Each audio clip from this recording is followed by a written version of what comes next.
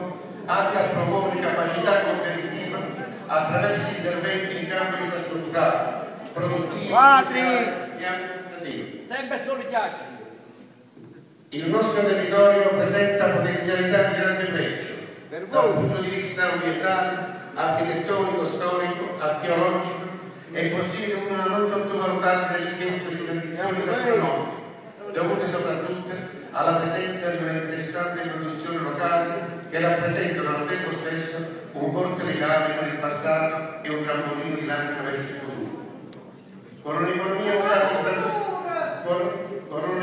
votata in gran parte ad attività agricole e forestali, che nel comprensorio assorbe circa il 40% della forza lavoro, queste attività devono inquadrarsi in prospettiva con funzioni manutentive del territorio e di conversione ad utilizzi più redditivi e quindi più utili alla qualificazione dei sistemi ambientali e paesaggistici.